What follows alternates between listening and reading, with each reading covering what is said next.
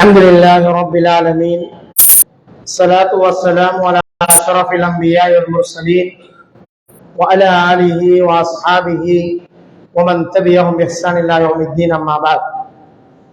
கண்ணியத்துக்குரிய இஸ்லாமிய சகோதரர்களே, சகோதரிகளே, தாய்மார்களே, அல்லாஹ்வுடைய பேருதவியினால் கண்ணியமிக்க ரமலான் மாதத்தினை அடைந்து அதிலே இரவு தொழுகையை அல்லாஹ்வுக்காக நிறைவேற்றியவர்களாக அல்லாஹ்வுடைய மஸ்ஜிதிலே அமர்ந்திருக்கின்ற நம் அனைவர் மீதும் அல்லாஹ்வுடைய சாந்தியும் சமாதானம் என்றென்றும் உண்டாகட்டும். அஸ்ஸலாமு அலைக்கும் வரஹ்மத்துல்லாஹி வபரகாத்துஹ்.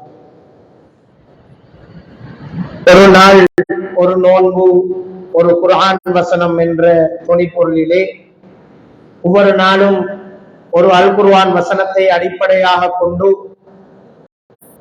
அதன் கருத்துக்களை விளங்கிக் கொள்ளக்கூடிய வகையிலே நாம் தொடர்ச்சியாக சில விடயங்களை பகிர்ந்து வருகின்றோம். அந்த அடிப்படையிலே இன்று நாங்கள் சூரா லுக்மானினுடைய 33வது வசனம் உணர்த்துகின்ற செய்தியை கற்றுக்கொள்ளலாம் இன்ஷா அல்லாஹ்.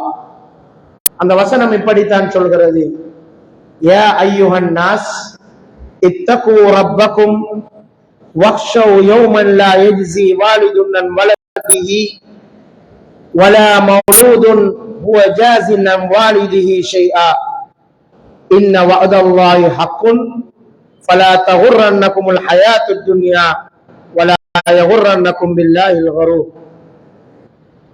இந்த வசனத்திலே ஆரம்பத்திலே அல்லாஹ் தஆலா ஒரு அற்புதமான செய்தியை நமக்கு சொல்லி வைக்கின்றார்.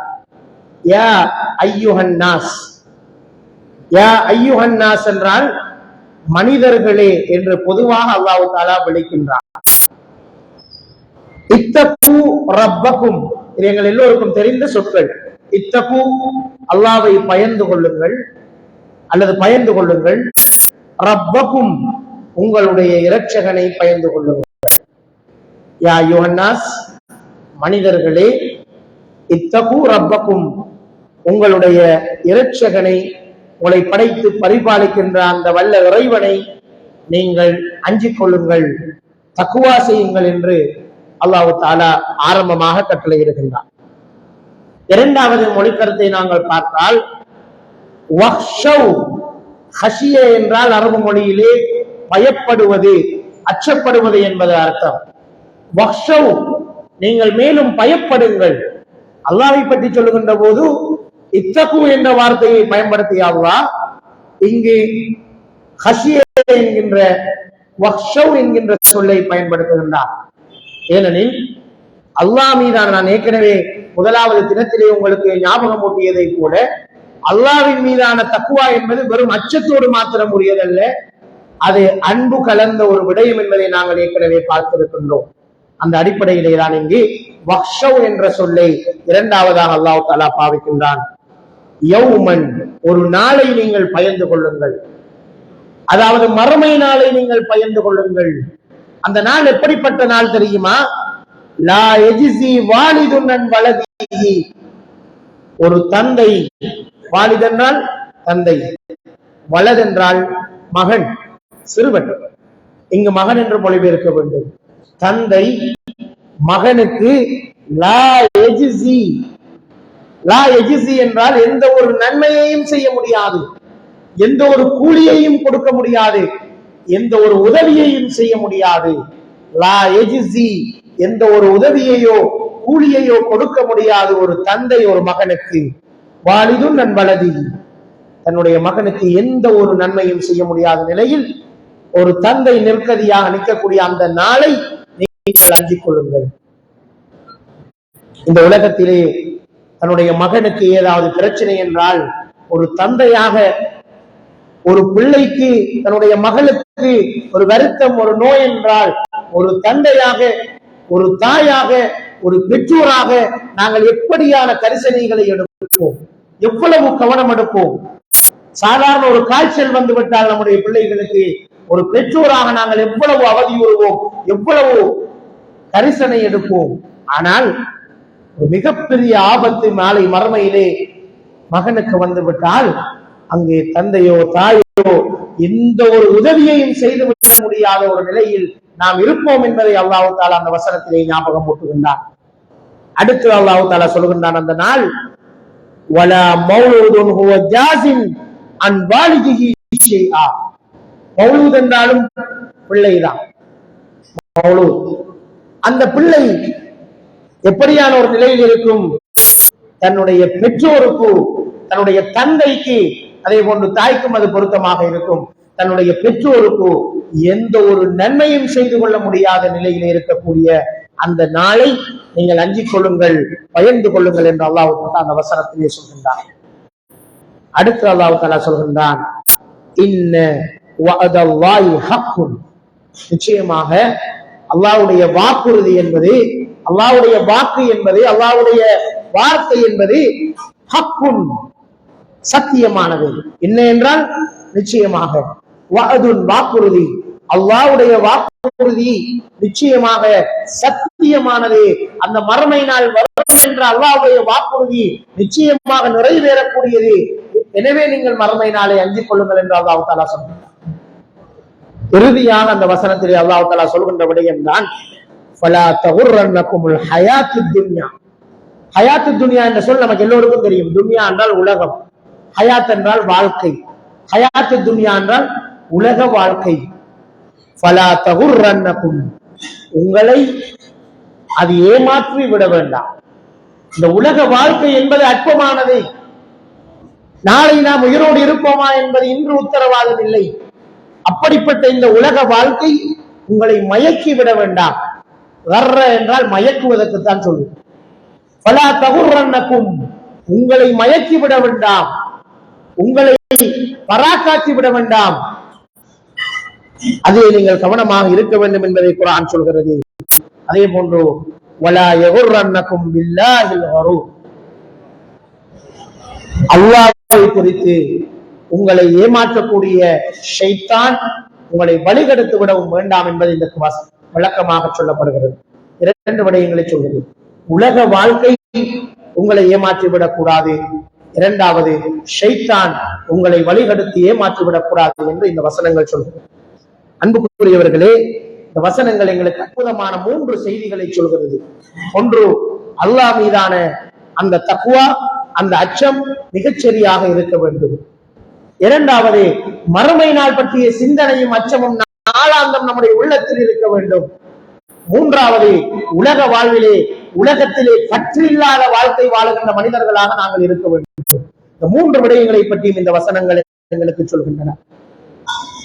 அன்புக்குரியவர்களே, ஸல்லல்லாஹு அலைஹி வஸல்லம் அவர்கள் சொன்னார்கள், அல்லாஹ்வின் மீது அச்சம் கொண்ட, அல்லாஹ்வின் மீது கொண்ட அந்த தக்வாவின் விளைவாக அல்லாஹ் என்னை பார்த்து கொண்டிருக்கிறான் என்ற அந்த உணர்வு மேலிட்டினால் ஒரு மனிதன் அழுகிறான் என்று சொன்னால், குர்ஆனை ஓதும் போது அழுகை வருகிறது, தொழும் போது அழுகை வருகிறது, தஹஜ்ஜுதிலே அழுகை வருகிறது என்றால் ஸல்லல்லாஹு அலைஹி வஸல்லம் அவர்கள் சொல்கிறார்கள், அந்த மனிதன் எப்படி ஒரு பசு மாட்டிலே பாலை கறந்து விட்டால் அந்த காம்புக்குள்ளே மீண்டும் அந்த பாலை கொண்டு செல்வது சாத்தியமற்றதோ, அப்படித்தான் அவன் நரகம் செல்வதும் சாத்தியமற்றது. அவன் நிச்சயமாக சுவனம் நுழைவான் என்று ஸல்லல்லாஹு அலைஹி வஸல்லம் அவர்கள் சொன்னார்கள். அபூ ஹுரைரா ரலியல்லாஹு தஆலா அவர்கள் அறிவிக்கக்கூடிய இந்த செய்தி திருமிதியிலே பதிவு செய்யப்பட்டிருக்கிறது. அந்த அளவுக்கு உறுதியான ஒரு விடயம்தான், ஒரு மனிதன் அல்லாஹ்வின் அச்சத்தின் காரணமாக அழுது விட்டார், அல்லாஹ்வின் மீது கொண்ட அந்த அன்பின் வெளிப்பாடாக அவனுடைய கண்களில் இருந்து கண்ணீர் சொரிந்து விட்டால் அல்லாஹ் அவனை நரகத்திலிருந்து காப்பது உறுதியாகிவிட்டது என்று இந்த செய்தி சொல்கிறது.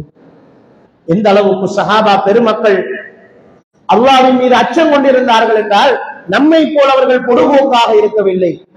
அல்லாஹ்வுடைய செய்திகள் அவர்களுக்கு ஞாபகப்படுத்தப்பட்டால் அவர்கள் தேம்பி தேம்பி அழுகின்ற அளவுக்கு அவர்களுடைய உள்ளத்திலே அல்லாஹ் மீதான அச்சம் இருந்தது.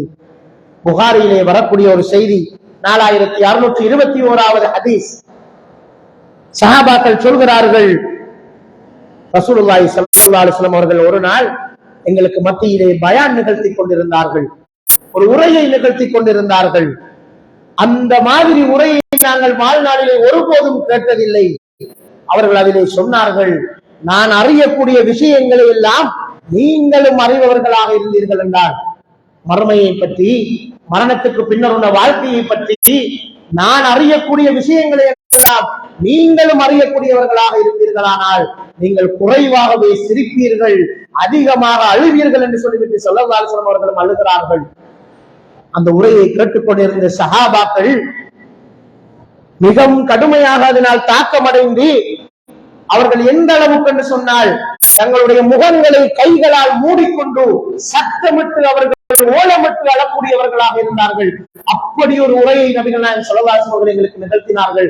மறுமை நாள் சம்பந்தமாக, மறுமை நாளுடைய திடுக்கங்கள் சம்பந்தமாக நான் அறியக்கூடிய பல விஷயங்களை நீங்களும் அறிவீர்கள் என்றால் நீங்களும் அழுவீர்கள் என்று சொன்னார்கள். சஹாபா பெருமக்கள் கைகளால் முகங்களை மூடிக்கொண்டு ஓலமிட்டு அழக்கூடிய அளவுக்கு அவர்களுடைய உள்ளத்திலே அல்லாஹ் மீதான அச்சமும் மறுமை நாள் மீதான அச்சமும் இருந்தது. சகோதரர்களே, அல்லாஹ் தஆலா குர்ஆனிலே சொல்கின்றான், லவ் அன்ஸல்னா ஹாதல் குர்ஆன அலா ஜபல், இந்த குர்ஆனை நாங்கள் மலையின் மீது இறக்கி இருந்தோம் என்று சொன்னால் இந்த குர்ஆனிலே இருக்கின்ற விஷயங்களின் தாக்கத்தால், இந்த குர்ஆன் சொல்லுகின்ற அல்லாஹ் பற்றிய மறுமை பற்றிய நம்பிக்கையின் அந்த விளைவினால் அந்த மலையை நீங்கள் காண்பீர்கள். அல்லாஹ்வினுடைய அச்சத்தால் பிளந்து போகக்கூடியதாக அந்த மலையை நீங்கள் காண்பீர்கள் என்று அல்லாஹ் சொல்கின்றார். அல்லாஹ்வின் அச்சத்தின் காரணமாக. ஆனால் அந்த குர்ஆன் எங்களுக்கு இறக்கப்பட்டிருக்கிறது. அது என்ன தாக்கத்தை எங்களில் செய்திருக்கிறது என்பதை நாங்கள் ஒவ்வொருவரும் சிந்தித்து பார்க்க வேண்டும். வசூரமான பலமான அந்த மலையின் மீது இந்த குர்ஆன் இறக்கப்பட்டிருந்தால் அல்லாஹ் மீது கொண்ட அச்சத்தின் காரணமாக அந்த மலைகள் பகர்ந்து போயிருக்கும் என்றால் நம்முடைய உள்ளத்தில் இது என்ன தாக்கத்தை விளைவித்து விட்டது என்பதை நாங்கள் ஒவ்வொருவரும் சிந்தித்து பார்க்க வேண்டும். அன்புக்குரியவர்களே, உஸ்மான் ரலியல்லாஹு தஆலா அவர்கள் கபறுகளுக்கு அருகால் செல்லுகின்ற போது, மண்ணறைகளை தரிசிக்கின்ற போது மிக கடுமையாக அழுவார்கள். அந்த ஹதீஸை அந்த சம்பவத்தை அறிவிக்கக்கூடிய ராவிகள் அறிவிக்கிறார்கள், அவர்களுடைய தாடி நனைகின்ற அளவுக்கு அவர்கள் அழுவார்கள். சாதாரணமாக அடர்ந்த தாடியுடைய ஒரு மனிதனுடைய தாடி நனைய வேண்டும் என்றால் எவ்வளவு தண்ணீர் சொரிய வேண்டும் என்பதை சிந்தித்து பார்க்க வேண்டும். அப்படி தாடி நனைகின்ற அளவுக்கு அவர்கள் கடுமையாக அழுவார்கள். அப்போது அவர்களிடத்திலே போய் கேட்கப்பட்டது, அமீருல் முஃமினீன் அவர்களே, சுவர்க்கத்தை பற்றி பேசுகின்ற போது, நரகத்தை பற்றி பேசுகின்ற போது கூட நீங்கள் இப்படி அழுவதில்லையே, ஆனால் கபறுகளை கண்டுவிட்டால், கபறுகளை நீங்கள் கண்டுவிட்டால், கபறுகளை பற்றி பேசப்பட்டு விட்டால் நீங்கள் இப்படி கடுமையாக அழுகிறீர்களே, அதுக்கு என்ன காரணம் என்று கேட்கப்பட்ட போது உஸ்மான் ரலியல்லாஹு தஆலா அவர்கள் சொல்கிறார்கள், மறுமையுடைய நிகழ்வுகளிலேயே மிக பயங்கரமானது கபருடைய வாழ்க்கை தான். அதை நான் நினைக்கின்ற போதெல்லாம் என்னுடைய கபருடைய வாழ்க்கை எப்படி அமைந்து விடும் என்று நான் அழுகிறேன். உஸ்மான் ரலியல்லாஹு தஆலா அவர்கள் எப்படிப்பட்டவர்கள்? தன்னுடைய சொத்துக்களில் பெரும்பாலானவற்றை அல்லாஹ்வுக்காக தூக்கி வாரி இறைத்த ஒரு மிக பெரும் கொடையாளி. ஸல்லல்லாஹு அலைஹி வஸல்லம் அவர்களுடைய 2 மகள்மாரை திருமணம் செய்ததன் மூலமாக 300 என்ற பட்டத்தை பெற்றுக் கொண்டவர். குர்ஆனை தொகுக்கின்ற பணியை பாரமெடுத்து ஜாமிஉல் குர்ஆன், குர்ஆனை ஒன்று சேர்த்தவர் என்ற பெருமைக்குரியவர்கள். ஸல்லல்லாஹு அலைஹி வஸல்லம் அவர்களால் சுவனத்துக்கு நன்மாராயம் கூறப்பட்டவர்கள். அப்படிப்பட்ட உஸ்மான் ரலியல்லாஹு தஆலா அவர்கள் சொல்லுகின்றார்கள், என்னுடைய கபருடைய வாழ்க்கை எப்படி இருந்து விடுமோ என்று நினைக்கிறேன். நான் அந்த மறுமையின் திடுக்கத்தின் காரணமாக, அந்த மண்ணறையின் திடுக்கத்தின் காரணமாக நான் அழ ஆரம்பித்து விடுகிறேன். ஏனென்றால் கபருடைய வாழ்க்கை சீராகிவிட்டால் அதற்கு அங்கால் இருக்கின்ற மறுமையினுடைய எல்லா விஷயங்களும் சீராகிவிடும் என்று சொல்லக்கூடிய அந்த செய்தி திருமிதியிலே பதிவு செய்யப்பட்டிருக்கிறது. சகோதரர்களே, அபூபக்கர் ரலியல்லாஹு அன்ஹு அவர்கள் ஸல்லல்லாஹு அலைஹி வஸல்லம் அவர்களிடம் வந்து கேட்கிறார்கள், யா ரசூலல்லாஹ், ஷிப்த யா ரசூலல்லாஹ், உங்களுடைய முடிகள் எல்லாம் அப்படி நரைத்து விட்டதே, தாடி எல்லாம் இப்பொழுது நரைத்து விட்டதே, வயது போய்விட்டதா என்று பகடியாக கேட்கிறார்கள். அதுக்கு ஸல்லல்லாஹு அலைஹி வஸல்லம் அவர்கள் சீரியஸான ஒரு பதிலை சொல்கிறார்கள், அபூபக்கரே, என்னுடைய தாடி முடிகள் எல்லாம் நரைத்திருப்பது வயோதிபத்தின் காரணமாக அல்ல, எனக்கு இறக்கப்பட்ட சூரா ஹூத், சூரா வாக்கியா, சூரா முர்சலாத் போன்ற அத்தியாயங்களை படித்து படித்து மறுமையினுடைய திடுக்கத்தை நினைத்து நினைத்து அதன் தாக்கத்தினால் என்னுடைய முடிவுகள் நரைத்து விட்டன அபூபக்கரே என்று ஸல்லல்லாஹு அலைஹி வஸல்லம் அவர்கள் சொன்ன செய்தி திருமிதியிலே பதிவு செய்யப்பட்டிருக்கிறது. அன்புக்குரியவர்களே, இப்படித்தான் ஸல்லல்லாஹு அலைஹி வஸல்லம் அவர்களுக்கு குர்ஆனும் அது பேசுகின்ற மறுமை பற்றிய அல்லாஹ் பற்றிய சிந்தனையும் கடுமையான தாக்கத்தை அவர்களுடைய உள்ளத்திலே ஏற்படுத்தியது. முடிகள் தாடிகள் நரைக்கின்ற அளவுக்கு அந்த திடுக்கமும் பயமும் அவர்களுக்கு இருந்தது. ஆனால் நாங்கள் எவ்வளவு சிம்பிளாக எவ்வளவு இலகுவாக குர்ஆன் வசனங்களை மறுமையுடைய சிந்தனையை மரணத்தின் மீதான அச்சத்தை விட்டும் தவிர்த்து செல்கிறோம் என்பதை நாங்கள் பார்க்கிறோம். ஜனாசாவை அடக்கம் செய்கின்ற இடங்களில் கூட உலகத்தை திட்டமிடுகின்றவர்களாக நாம் இருந்து கொண்டிருக்கின்றோம். மக்பராக்களில் கூட சிரித்து கலைத்து விட்டு வருகின்ற உள்ளம் உருப்பிடித்த நிலையில் நாங்கள் இருந்து கொண்டிருக்கிறோம். ஆனால் உஸ்மான் ரலியல்லாஹு தஆலா அவர்கள் கபரை கண்டால் தாடி நனைகின்ற அளவுக்கு அழுகிறார்கள்.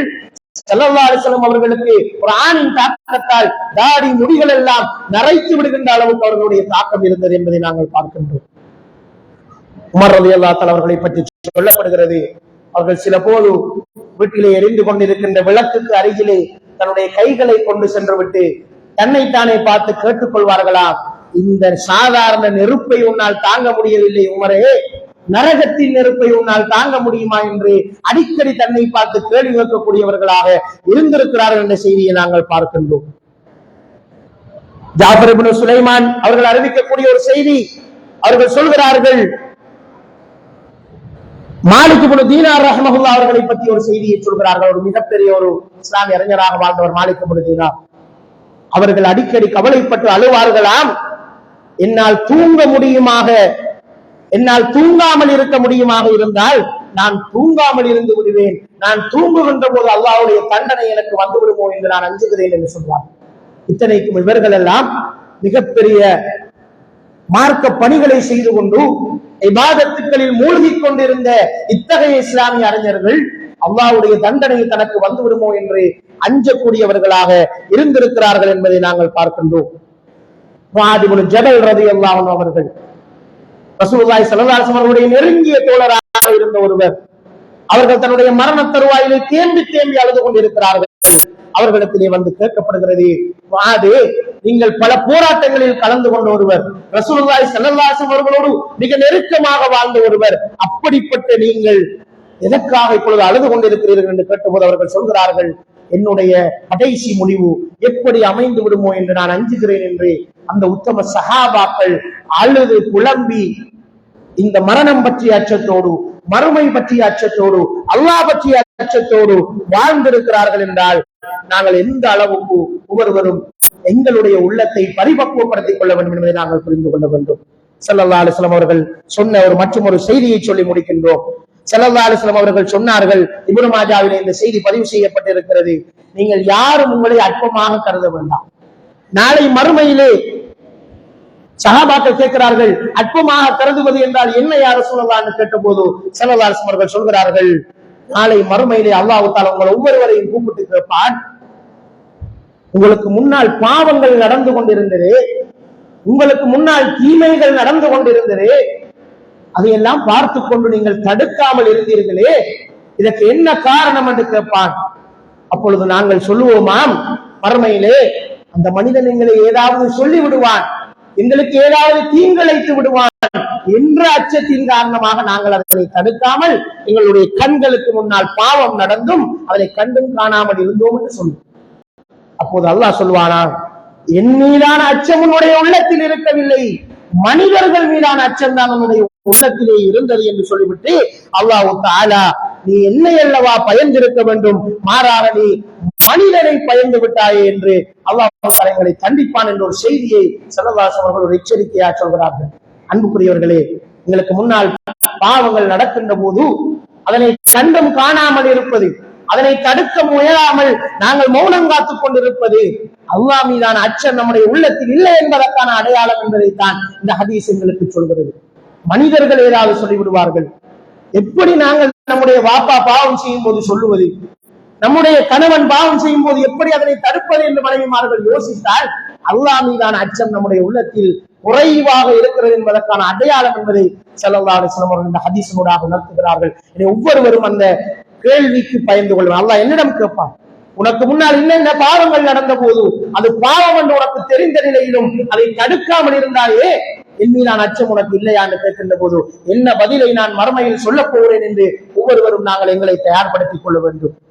இறுதியாக இந்த வசனம் சொல்லுகின்ற செய்திதான், இந்த அல்லாஹ் மீதான அச்சமும் மறுமை மீதான அச்சமும் யாருடைய உள்ளத்தில் சரியாக இருக்கிறதோ அவன் இந்த உலகத்தின் மீது பற்றுக் கொள்ள மாட்டான். உலகத்தை தேடுவான், உழைப்பான், சம்பாதிப்பான், செல்வந்தனாக இருப்பான். அது இஸ்லாத்தில் தவறு கிடையாது. ஆனால் அந்த செல்வம் அவனுடைய கையில் இருக்கும், அவனுடைய சட்டை பையில் இருக்கும். ஆனால் அவனுடைய கல்வியிலே அது ஆதிக்கம் செலுத்தான். எனவேதான் இஸ்லாத்தின் பாதையிலே செலவழியுங்கள் என்று சொல்லப்பட்ட போது தனக்கு விருப்பமான விடயங்களை செலவழித்த சஹாபாக்கள், தன்னுடைய சொத்தில் அரைவாசியை கொடுத்த சஹாபாக்களுக்கு எப்படி அது சாத்தியமானது? செல்வம் அவர்களுடைய உள்ளத்தில் ஆதிக்கம் செலுத்தவில்லை. உலகத்தின் மீது பற்றற்றவர்களாக அவர்கள் இருந்தார்கள். ஸல்லல்லாஹு அலைஹி வஸல்லம் அவர்கள் சொன்னார்கள், குன் ஃபி துன்யா கஅன்னக கரீப், இந்த உலகத்திலே நீ வாழுகின்ற போது ஒரு வழிப்போக்கனை போல, ஆபிரு சபீல், ஒரு வழிப்போக்கனை போல அல்லது ஒரு அந்நியனை போல நீ இந்த உலகத்தில் வாழ். காலையில் அடைந்தால் நீ மாலையை எதிர்பார்க்காதே, மாலையை அடைந்தால் காலையை எதிர்பார்க்காதே என்று சொல்லக்கூடிய அளவுக்கு இந்த உலகத்தில் பற்றில்லாமல் வாழ்வது ஒரு மூமினுடைய ஒரு முக்கியமான பண்பாக இருந்து கொண்டிருக்கிறது. அதைத்தான் அல்லாஹ் தஆலா சூரா முனாஃபிகூனிலே சொல்கின்றான், லா துல்ஹிகும் அம்வாலுகும் வலா அவுலாதுகும் அன் திக்ரில்லாஹ், அல்லாஹ்வுடைய நினைவை விட்டும் திக்ரை விட்டும் உங்களுடைய பிள்ளைகள், உங்களுடைய செல்வம் உங்களை பராக்காக்கி விட வேண்டாம் என்று அல்லாஹ் தஆலா எச்சரிப்பது அதனைத்தான். இன்று நாம் ஏன் அல்லாஹ்வுடைய திக்ரை விட்டும் பொடுபோக்கா இருக்கிறோம்? ஒன்று நம்முடைய குடும்பம், இரண்டாவது நம்முடைய வியாபாரம், செல்வம் சேர்க்கின்ற நம்முடைய தொழில். இந்த இரண்டும் தான் அல்லாஹ்வுடைய திக்ரை விட்டு உங்களை தூரமாக்கும் என்று அல்லாஹ் குர்ஆனிலே எச்சரித்திருக்கின்றான். அன்புக்குரியவர்களே, செல்வமும் நம்முடைய குடும்பமும் அல்லாஹ்வுடைய திக்ருக்கு தடையாக அமைந்தால் அந்த வாழ்க்கையிலே பரக்கத் இல்லாமல் போகும். எப்போது உலகத்தின் மீது பற்றில்லாமல் நாளை நான் வாழ்வது உத்தரவாதமற்ற ஒரு விடயம். எனவே நான் இன்று வாழுகின்ற வாழ்க்கை அல்லாஹ்வுக்காக வாழ்ந்துவிட்டு மரணத்தை பயந்து மறுமையை பயந்து வாழுகின்ற வாழ்க்கை தான் ஒரு மோமினுடைய வாழ்க்கை என்பதைத்தான் இந்த சூரா லுக்மானுடைய 31வது வசனம் எங்களுக்கு சொல்கின்றது. இதனால் தான் சில செல்வந்தர்கள் இஸ்லாமிய வரலாற்றிலும் வாழ்ந்திருக்கிறார்கள், நம்முடைய சமுதாயத்திலும் வாழ்ந்து கொண்டிருக்கிறார்கள். அவர்கள் செல்வத்தை கையில் வைத்திருந்தார்கள், உள்ளத்திலே அவர்கள் அதனை கொண்டு செல்லவில்லை. அப்படியாக நாங்களும் வாழுகின்ற ஒரு வாழ்க்கை தான் உண்மையான ஒரு மூமினுடைய பற்றற்ற வாழ்க்கை என்ற விடயத்தை இந்த குர்ஆன் வசனம் சொல்லி முடிக்கிறது. அன்புக்குரிய சகோதரர்களே, ரமலான் அப்படிப்பட்ட அல்லாஹ் மீதான அந்த அச்சத்தை அதிகரித்து மறுமை பற்றிய சிந்தனையை உள்ளங்களுக்குள் விதைத்து இந்த உலக பற்றில்லாத வாழ்க்கையை வாழ வேண்டும், ஏழை எளியவர்கள் மீது கரிசனை செலுத்துகின்ற மனிதர்களா நாங்கள் மாற வேண்டும் என்ற இலக்கை கொண்டிருக்கிறது. எனவே நானும் நீங்களும் அப்படிப்பட்ட அந்த இலக்கை அடைந்து கொள்ளக்கூடிய வாக்கியத்தை வல்ல அல்லாஹ் தஆலா இந்த ரமலானில் நமக்கு நசீபாக்குவானாக. வாஹிரு தஅவானா அல்ஹம்துலில்லாஹி ரப்பில் ஆலமீன். வஸ்ஸலாமு அலைக்கும் வரஹ்மத்துல்லாஹி வபரகாத்துஹு. சுப்ஹானக்கல்லாஹும்ம وبحمدك أشهد أن لا إله إلا أنت أستغفرك وأتوب إليك.